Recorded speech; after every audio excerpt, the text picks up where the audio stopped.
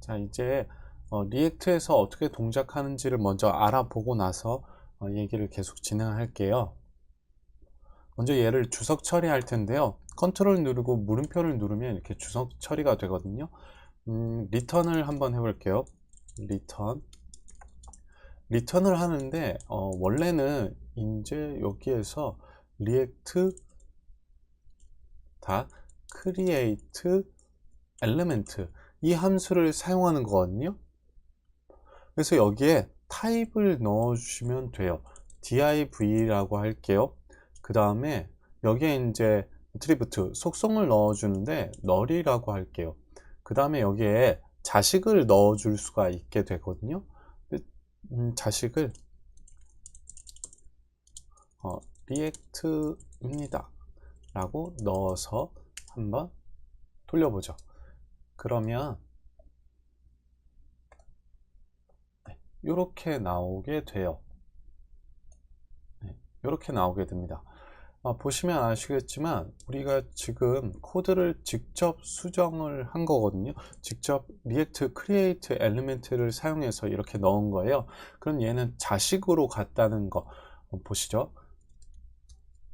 여기에 자식으로 들어갔다는 게 어떤 의미냐면 div 안에 하나의 자식으로 들어간 거예요. 자, 그러면 이제 얘한테도 속성을 줄 수 있거든요. 그럼 속성은 두 번째 여기 null 인자를 오브젝트로 고치면서 class name app이라고 할게요. 자, 그래서 보시면 클래스 네임이 박혀 있어요. 자, 보시면 앱이라고 됐죠. 그리고 우리가 CSS에서 센터로 정의했기 때문에 얘가 이렇게 가운데에 가 있는 거예요. 자, 그러면 이제 얘의 자식들은 또 어떻게 할 수 있느냐 라고 하시면 요 자식들을 여기에 넣는 거거든요. 그러면 자식들을 한번 넣어 볼게요. 만약에 이런 식으로 될까? 를 해보셔야 되는 거죠. P를 넣으면 여기에 그냥 P라고 찍혀 버리는 거죠. 그러니까 자식의 또 다른 도움을 하나를 만들려면 여기에서 다시 한번 얘를 호출을 해야 돼요. 보세요. react create element 라고 하고 h1 태그로 할까요? 얘 널 주고 안녕하세요 리액트입니다 라고 해서 보시면 이런 식으로 다시 한번 h1 태그로 나가는 거예요. 자, 여기에서 보시면 얘는 뭐냐 하면 사실은 완전한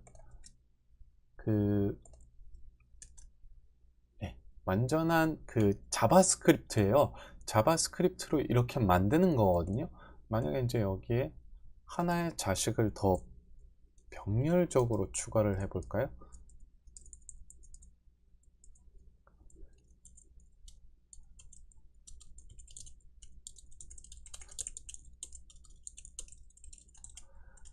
라고 해서 보시면 얘는 자식으로 두 번째 병렬적으로 들어갔죠.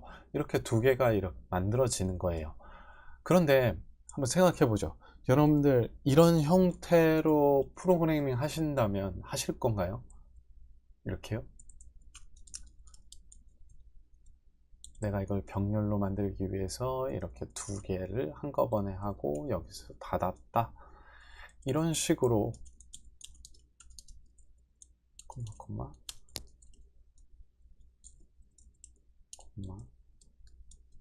여긴 필요 없죠? 이렇게 만드실까요? 아니죠. 이건 불편하죠. 이건 불편해요. 그래서 이걸 바꾸기 위해서 JSX가 있는 겁니다. 자, 여기에 보시죠. 얘가 바로 JSX예요. 보시면 훨씬 더 눈에 잘 들어오죠. div h1 태그 이렇게 되어 있다. 그럼 얘가 JSX를 바벨로 이렇게 처리를 하면서 얘를 아까 전에 그 create element로 바꿔버리는 거예요. 그렇게 바꿔주기 때문에 우리는 그런 거 신경 쓸 필요 없이 이런 식으로 진짜로 병렬적으로 쭉 만들고 나서 보면 되는 거예요. 되게 쉽죠. JSX가 있음으로 해서 우리가 굉장히 쉽게 이 컴포넌트를 만들 수가 있습니다. 자, 그러면 아까 전에 우리가 병렬적으로 하면 이렇게 자식들은 병렬로 된다라고 말씀드린 게 이해가 되실 거예요. 만약에 이걸 이제 병렬적으로 부모부터 한다 그러면 이런 형태로 만들어져야 되거든요. 리액트, 크리에이트, 엘리멘트 하고 뭐가 쭉 나온 다음에 다시 얘를 또 병렬적으로 이렇게 만들어야 되는데 그건 문제가 생긴다는 거예요. 그래서 얘를 병렬적으로 안 만들고 부모는 하나만 있는 거다 라고 알고 계시면 될 것 같아요. 그 다음에 이제 여기서 중요한 거 아까 전에도 짚어드렸는데 다시 한번 여기서 이제 리액트를 받아와서 이건 ES6 문법이죠.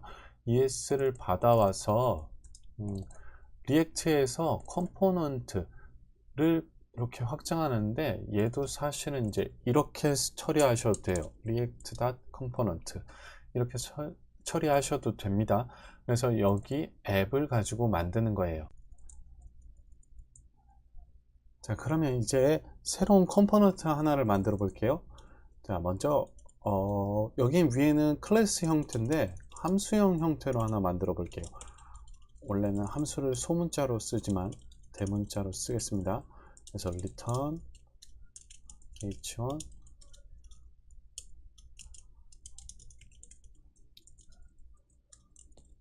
첫 번째 컴포넌트입니다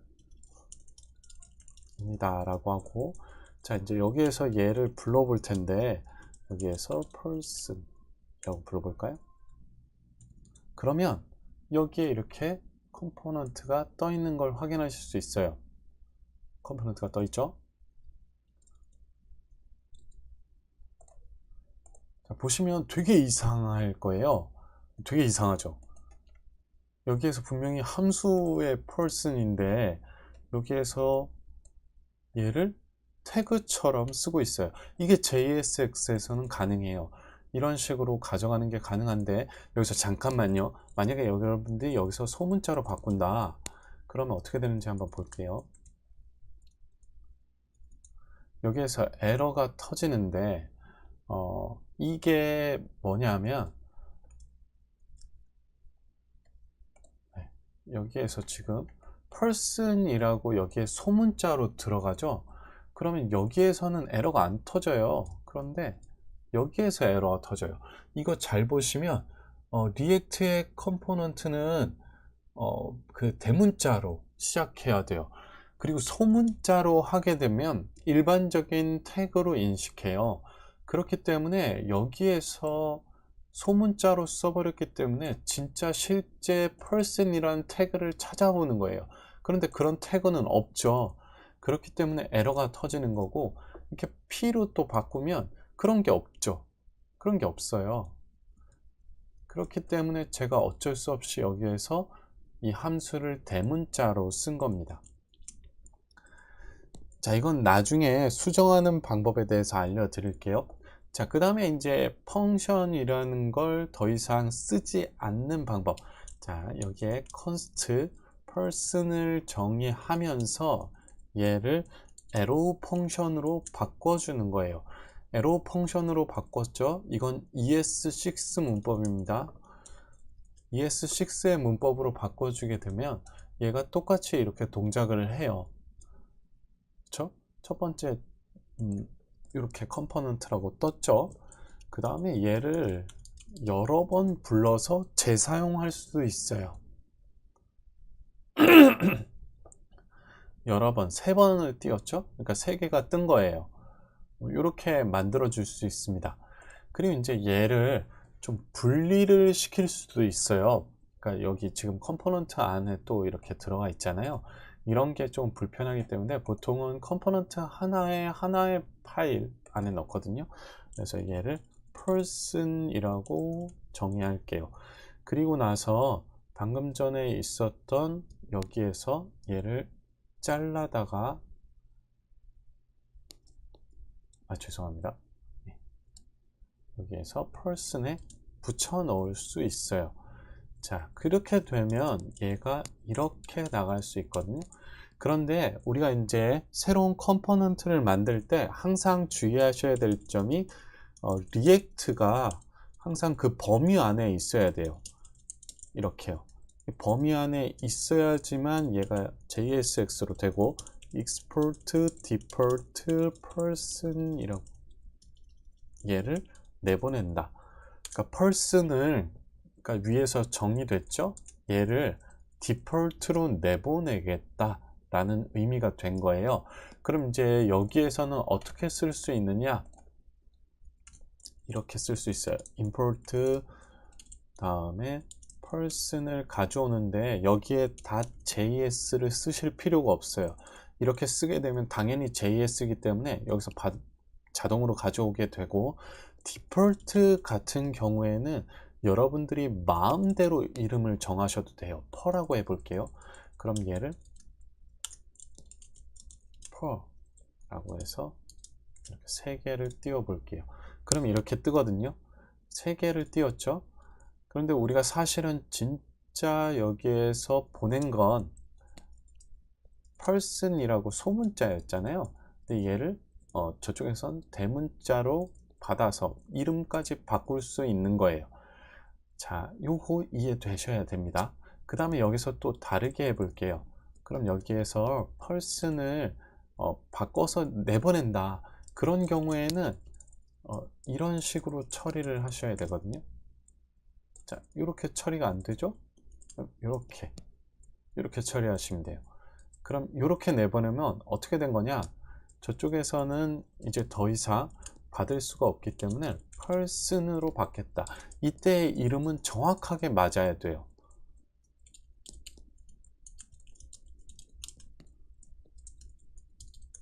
자, 볼까요? 네, 이렇게 되는 거죠. 이해되셨나요? 그래서 여기에 이 대문자 항상 기억해 주셔야 되고, 여기에서 내보낼 때 만약에 디폴트라면 마음대로 내보내세요. 마음대로. 그럼 여기에서 받을 때는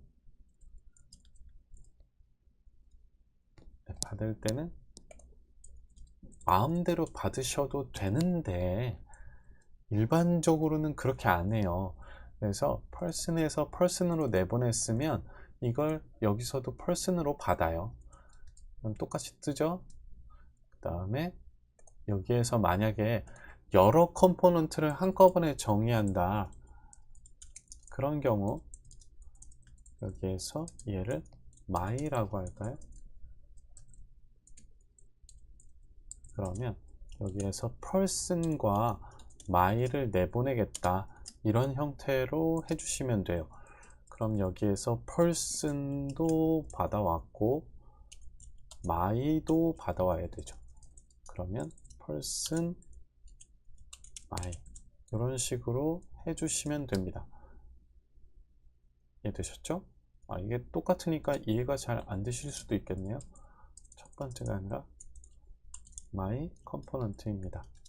라고 하면 my component가 뜨는 거죠. 자, 이런 형태로 해서 여러 개의 컴포넌트를 한꺼번에 내보낼 수도 있어요. 자, 그 다음에 변신 한 단계만 더 해볼게요. 여기에서 return을 아예 없애버릴 수도 있습니다. return을 아예 없애버리고 이렇게 쓸 수도 있어요. 그러니까 우리가 한 줄이나 뭐 여러 그냥 return만 할 거다. 그럼 이렇게 처리하시면 돼요. 이렇게 처리하시면 똑같이 동작이 되는 걸 확인하실 수 있어요. 그 다음 만약에 여기에 여러 개의 컴포넌트를 한꺼번에 넣겠다. 그러면 이렇게 부모 태그 하나 만들어 주시고, 두 번째, 세 번째 이렇게 만들어 주실 수도 있는 거죠. 자, 그 다음에 이제 여기에서도 my를 쓸 수가 있겠죠. 이렇게요. my. 그러면 my 컴포넌트가 여기서 불린 거는 여기 계층을 잘 보셔야 되는데 my 컴포넌트 이렇게 한 번이 불려진 거고 얘는 얘랑 다른 거예요. 그러니까 여 한 묶음, 여기 한 묶음 이렇게 만들어진 겁니다. 요거 이해가 잘 되셨으면 좋겠어요. 자, 다음번에는 컴포넌트의 값을 어떻게 전달할 수 있는지에 대해서 한번 얘기해 보도록 하겠습니다. 수고하셨습니다.